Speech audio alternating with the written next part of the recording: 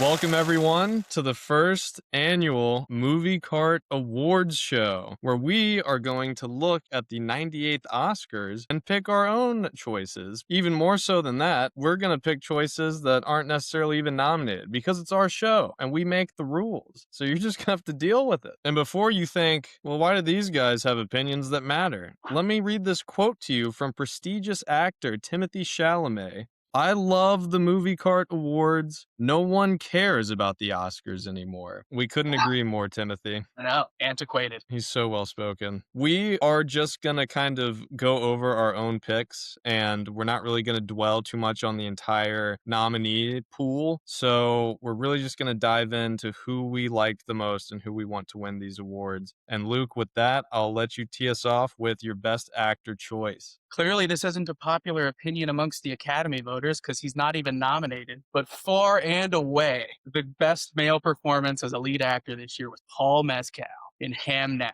So for my best actor, I went with Michael B. Jordan from Sinners. He is playing twin brothers. I've always been dubious of when movies do that. It's kind of this fad, I suppose, or gimmick. I was really questioning their decision to go with that sort of idea as opposed to just casting another actor. But I was proven so wrong. I mean, both Smoke and Stack, the two brothers, have such independent personalities. You're never once confused who you're watching on screen. And I feel like a part that people don't really think about as much is he's not acting against anyone because he's acting against his future acting on the other side. It's so well done, you almost forget that that's even an aspect of it. So that's why I went with my boy MBJ. I don't intend to disrespect Michael B. Jordan or any of his contemporaries, Paul Mescal's contemporaries, but this was the best acting I've ever fucking seen in my life. The ability Paul Mescal has to elicit emotion by showing and not telling, his ability to say so much with so little in an era right now where Timothy Chalamet, who I get is someone I respect, no disrespect to him, and guys like Austin Butler, Michael B. Jordan, other guys pride themselves on becoming a character, right? Timothy Chalamet was Bob Dylan. He was Marty Supreme. He was Wonka. Austin Butler was Elvis. He was the biker in that one movie. The thing that separates Paul Mescal from all of those perfectly fine roles is that he just was. He reacted emotionally. It felt so visceral and real. And you never once questioned whether or not his real life son had died. He is so subtle. I'm upset that he wasn't nominated. I think it's a travesty. He's just endlessly talented. Every squint of the eyes, every look downward because he's a little forlorn, every turn his back because he just can't face the emotions of a moment. A broken man who turns to literature and playwright to deal with a very serious real life situation. I have not left a theater as emotionally charged as when I saw Hamnet. Yeah, when I watched it, it made me want to die. Paul Mescal, he's a great actor, man. I mean, I agree with everything you said. I just wish he'd make a movie where I could watch it and be happy at the end. All right, so since we have differing opinions, we're going to have to go to our tiebreaker. And with the tiebreaker comes an independent decision by a third party about who wins this award. Let me look at the envelope off screen. We printed real envelopes for this. We have Chris Evans from The Materialists, and a shocking twist. Ugh, Well done, Chris. well Get up here, buddy. deserved. Oh, Chris couldn't make it. That's a bummer. All right, we'll move on. Best Supporting Actor. I'm going to go with my guy, Benicio del Toro. He was the glue of a very, very great movie that came out this year. Without him, the movie feels too separated into several different stories. The whole railroad sequence, or however you want to talk about that revolution that was going on, he was a conductor of Leo being, re-ingratiated into that revolution despite his best efforts. The Few Small Beers line was fantastic. He was charming and electric. This is kind of chalky, I suppose, but I'm also going Benicio del Toro. It was between him and Delroy Lindo, which I was thinking about it, and both their characters between One Battle After Another and Sinners are pretty similar. They both offer a lot of comic relief in an otherwise incredibly serious movie. The reason I went with Benicio del Toro over Lindo is because looking into it, he almost rewrote or repersonified that entire character. I mean, I think it was originally supposed to be a more more violently inclined individual, and he came in and suggested all the changes of what if he's just a moral compass for his community, and he has all of this inner workings going on behind the scenes. Mhm. And I mean, that's the identity of the character. So And to me, that's why he gets the nod. yeah, I totally agree. And that's not even like inside baseball. Both Leo and PTA have gushed over Benicio's ability to come in and transform the character without taking over the shoot. He totally transforms the tenor of the movie. Without him, it's still an enjoyable movie, but his charisma carries an entire 25, 30-minute block. Before we move on to our next award, which is Best Director, I do want to shout out Rafe Fiennes in 28 Years Later. What an unbelievable performance. He's only in the movie for about 10 minutes, and he's kind of like this Boo Radley archetype. Like, you don't really meet him until later in the film, and he's perceived to be this, like, kind of dangerous, almost villainous individual. But then when you actually meet him, he's like a shining beacon of hope and empathy. He helps the main character grieve the loss of his mother. There's a specific point in that movie, a specific line delivery, where Rafe Fiennes is helping the main character, this young boy, memorialize his mom that recently passed. He kind of has this massive grave he's set up to just kind of commemorate everyone he's seen and known as they've passed on. And he's handing the boy this token of memory. And he says, find a spot for best one of all. And he has this like shimmer in his eye that just conveys an understanding of the grief this boy's going through, and at the same time offering like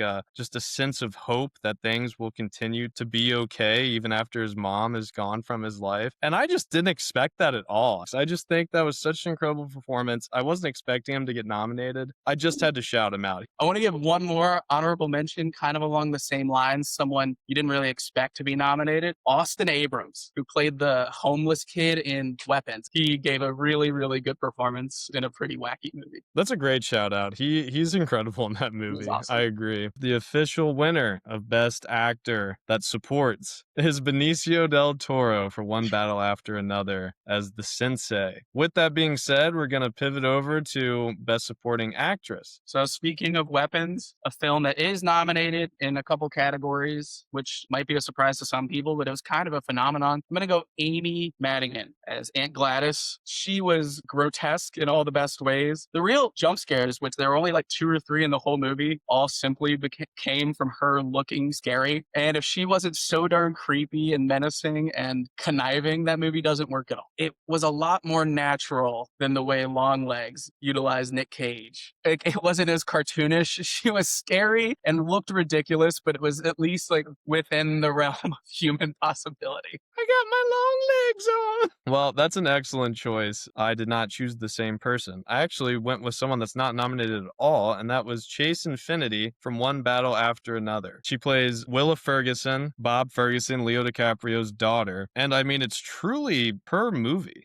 Like, she's so commanding in that film, and Tiana Taylor got nominated for her role in Best Supporting Actress for the actual Oscars. I think she was fantastic too, but if they were trying to pick between both actresses for the same movie, I kind of feel like they went with the wrong choice, personally. But I just thought Chase Infinity was such a dynamite presence in that movie, and for someone I'd never really seen before and known much about, she just knocked it out of the park. It was truly insane. I totally agree, and it's strange that in Best Supporting Actor, they were willing to give it up for both of the Benicio and Sean Penn. None of the events of the movie past the 30-minute mark happened without her character. She was fantastic. She wasn't too plucky. She like played a reasonable teenager. She was just fantastic. She's truly like the linchpin of the heart of that movie. When you boil that movie down, it's the relationship between her character and Leo's character as father and daughter. And without both their performances being lights out, it's just not going to work. I do want to just shout out Elle Fanning in Sentimental Value. Her performance in this movie was sedated and energetic at the same time, which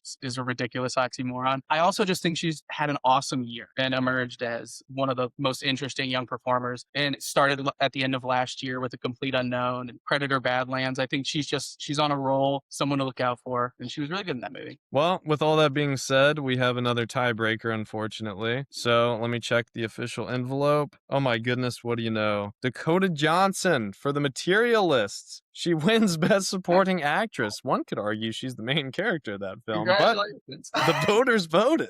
Yeah. They've been screaming category fraud for weeks, but she deserves it. One of the very big awards, we are going with Best Director. I'm gonna go Ryan Coogler. He had probably the most difficult job of any of the directors involved. He utilized sound and imagery and the talent of his actors in the most unique way. The movie looked great, it sounded great, played great. I generally don't like spooky zombie movies or anything with vampires or any, it just doesn't really tickle my fancy generally. But I almost forgot halfway through the movie that vampires were ever going to show up. They just did such a wonderful job incorporating the culture, the music. I think he did the most to make the most impressive body of work. You know, I had Ryan Coogler as well. I also just want to shout out Paul Thomas Anderson. He's never won an Oscar, and he's not winning an Oscar with us either, apparently. But Ryan Coogler did such a fantastic job. And I think something about Sinners, he wrote the story, but it could be so easily bad in the wrong hands. And I think under his direction, it's just the piece of art that it is with the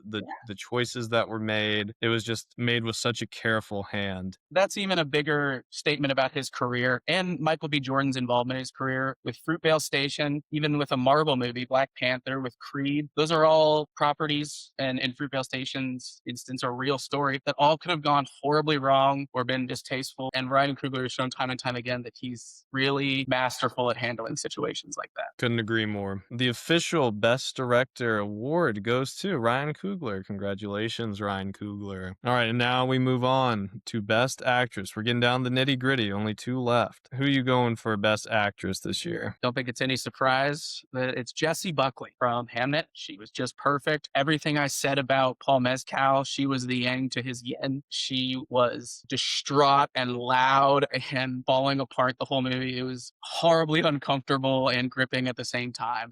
She was just wonderful. Terrible theater etiquette.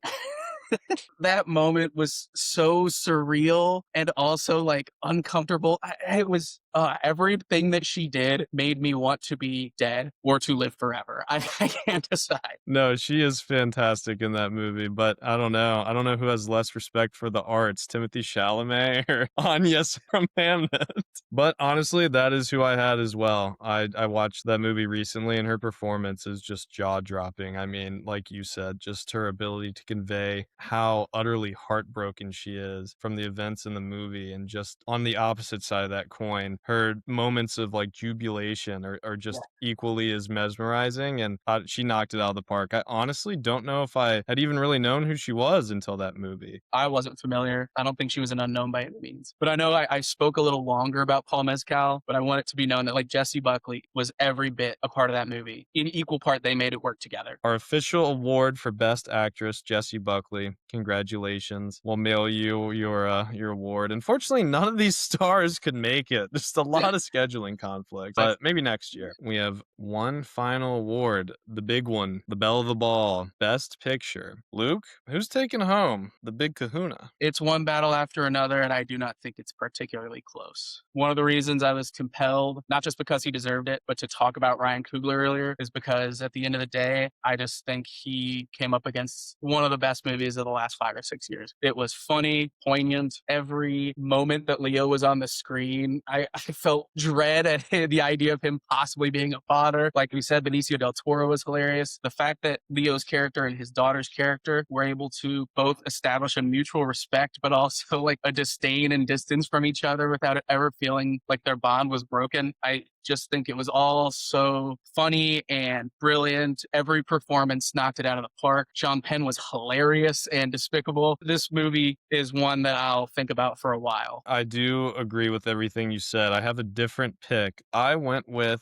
Sinners. I just think that Sinners had such a profound effect on people. It was such a good idea, an original story in a time of constant sequels and franchises, which is ironic because that's probably what it'll turn into. But I think it's just a movie that will stand the test of time. And if it doesn't win this year, I think people will look back back in 5 or 10 years and be like, "Wow, Sinners was nominated and it lost to whatever." And just some of the creative choices in that movie, especially the scene where it's this transcendent generational dance and music throughout just all of Black culture is such a cool swing. And, it didn't work for everyone. Some people really disliked it. I was blown away. When I was in the theater watching that, it caught me so off guard. I was just watching it like, well, this is one of the coolest things I've ever seen. Yeah, that might be my favorite scene of the year, if that if that were a category. Just a piece of the movie that reminded you all the reasons you have to go to a theater to enjoy a movie of that scope. The song was dope, the visuals were crazy. If it didn't fit your realistic narrative with vampires that were going to be introduced 15 minutes later, sorry. This could very well end up like Mad Max, Fury Road, or Get Out, just the movie that clearly defines the year. But that's not what the Oscars is, you know? It's you can do a re-Oscars every 10 years for the movies that happened any given year, but that ain't what it is. It's the best movie. This is the Saving Private Ryan to one battles Shakespeare in Love. No, I'm just kidding. That's a huge insult to Yeah, PTA in this movie. yeah, It that's was just great too. terrible. That's a bad thing you just said. Maybe Hamnet got snubbed because they ruined the Oscars. You ever think about that? I hadn't considered it, but if that's the reason, I would have a lot of respect for whoever made the decision. Maybe they're just tired of Shakespeare being in love, man. Just get a new story. Our final tiebreaker of the day, since we have differing thoughts. Let's see. Oh my goodness. Marty Supreme is the Best Picture winner of the movie cards. Oh, hold on. 1 second. Oh my God. I read it wrong. It's actually The Materialist, starring Dakota Johnson, Chris Evans, and Pedro Pascal. It's transcending the year it came out. That's crazy. That is crazy, but I mean, well deserved. Everyone who worked on that film, they deserve this moment. I take it back. I thought the Ryan Coogler Sinners scene where it's generational music all in one place was the best scene. It has to be when Chris Evans comes over with a half glass of beer and a Coke. And I couldn't even finish that No, no. sentence. Yeah, it's just terrible. All right, time to wrap this show up. Much like the Oscars in real life, this is going for way too long. Yeah, That's how close to the source material we get here at the movie cart. we're passionate. Congrats to all of our winners. As we mentioned earlier, this is way more legitimate than the Oscars. So honestly, you probably don't even have to tune in on Sunday if you don't want to after watching this. But Luke, thank you for judging with me. It's a tough voting situation with only two people, but No tiebreaker. it's the way the cookie crumbles. Yep. Thanks for watching.